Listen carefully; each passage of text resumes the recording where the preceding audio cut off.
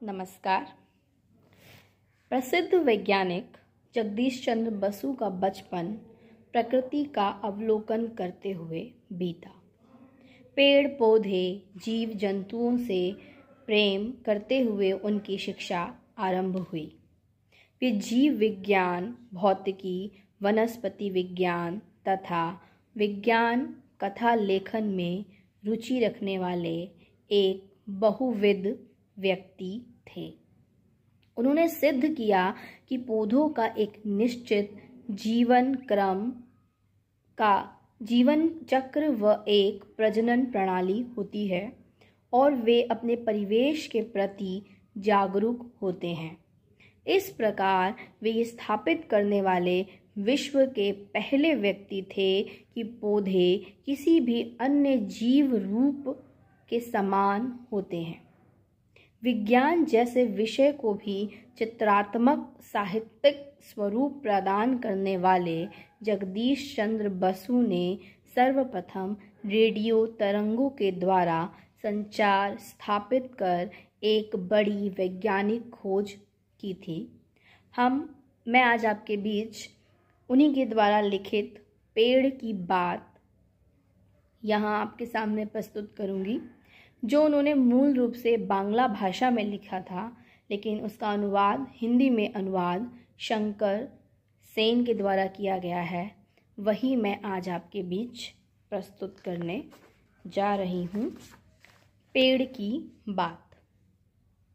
क्या आपने कभी कोई बीज बोया है? बीज से पेड़ बनने की कहानी बहुत रोचक है। कैसे अंकुर फूटता है, पौधा बनता है, धीरे धीरे बढ़ता है और बड़ा पेड़ बन जाता है।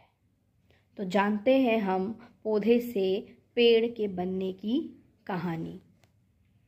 बहुत दिनों तक मिट्टी के नीचे बीज पड़े रहे। इसी तरह महीना दर महीना बीतता गया। सर्दियों के बाद बसंत आया। सर्दियों के बाद वसंत आया। उसके बाद वर्षा की शुरुआत में 2-1 दिन पानी बरसा। अब और छिपे रहने की आवश्यकता नहीं थी।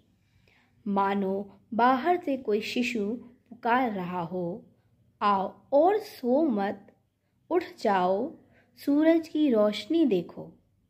आहिस्ता आहिस्ता बीज का ढक्कन दरक गया। 2 सुकोमल पत्तियों के बीच अंकुर बाहर निकला। अंकुर का एक अंश नीचे माटी में मजबूती से गड़ गया और दूसरा अंश माटी भेद कर ऊपर की ओर उठा। क्या तुमने अंकुर को उठते देखा है? जैसे कोई शिशु अपना नन्हा सा सिर उठाकर आश्चर्य से दुनिया को देख रहा है। वृक्ष का अंकुर निकलने पर जो अंश माटी के भीतर प्रवेश करता है उसका नाम जड़ है, और जो अंश ऊपर की ओर बढ़ता है उसे तना कहते हैं। सभी पेड़ पौधों में जड़ व तना, ये 2 भाग मिलेंगे।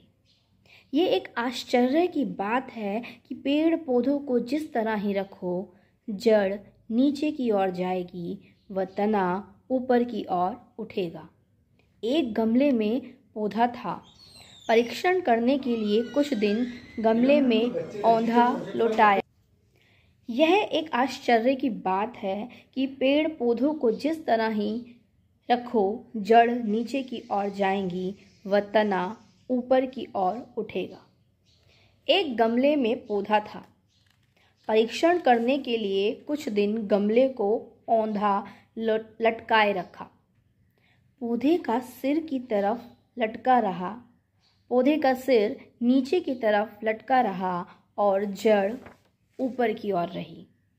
2-1 दिन बाद देखता हूँ कि पौधे को सब भेद मालूम हो गया और उसकी सब पत्तियाँ और डालियाँ टेढ़ी होकर ऊपर की ओर उठ आईं तथा जड़ घूमकर नीचे की ओर लटक गई। तुमने कई बार सर्दियों में मूली काटकर बोई होगी।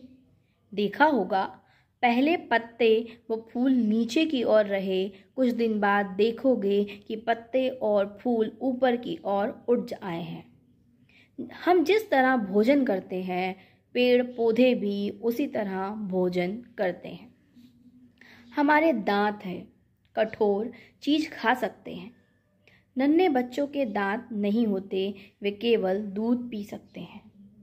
पेड़ पौधों के भी दांत नहीं होते, इसलिए वे केवल तरल द्रव्य या वायु से भोजन ग्रहण करते हैं।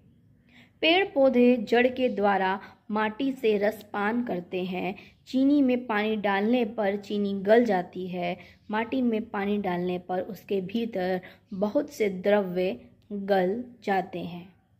पेड़ पौधे वे ही तमाम द्रव्य सोखते हैं। जड़ों को पानी न मिलने पर पेड़ का भोजन बंद हो जाता है, पेड़ मर जाता है। सूक्ष्मदर्शी से अत्यंत सूक्ष्म पदार्थ स्पष्ट रूप से देखे जा सकते हैं। पेड़ की डाल अथवा जड़ का इस यंत्र द्वारा परीक्षण करके देखा जा सकता है कि पेड़ में हजारों हजार नल हैं। इन्हीं सब नलों के द्वारा माटी से पेड़ के शरीर में रस का संचार होता है। इसके अलावा वृक्ष के पत्ते हवा से आहार ग्रहण करते हैं। पत्तों में अनगिनत छोटे छोटे मुंह होते हैं। सूक्ष्मदर्शी के जरिए अनगिनत मुंह पर अनगिनत होंठ देखे जा सकते हैं। जब आहार करने की जरूरत ना हो तब दोनों होंठ बंद हो जाते हैं। जब हम श्वास प्रश्वास ग्रहण करते हैं तब प्रश्वास के साथ एक प्रकार की विषाक्त वायु बाहर निकलती है, उसे अंगारक वायु कहते हैं।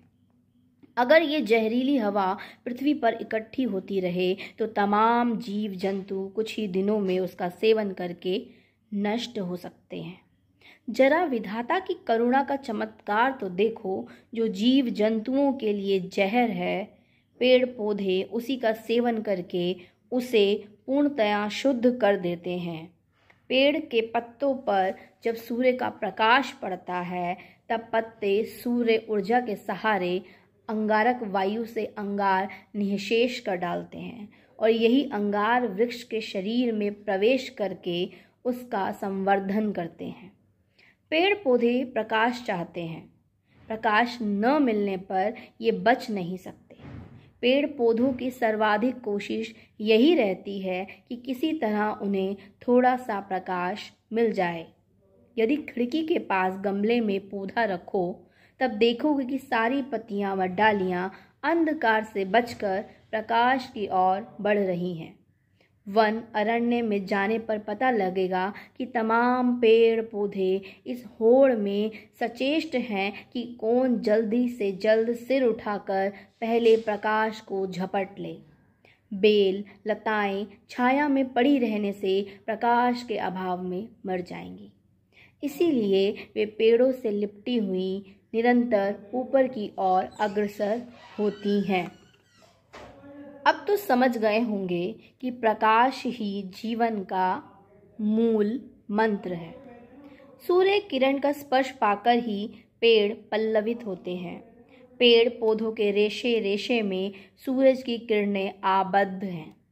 ईंधन को जलाने पर जो प्रकाश व ताप प्रकट होता है वो सूर्य की ही ऊर्जा है। पेड़ पौधों व समस्त हरियाली प्रकाश हथियाने के जाल हैं।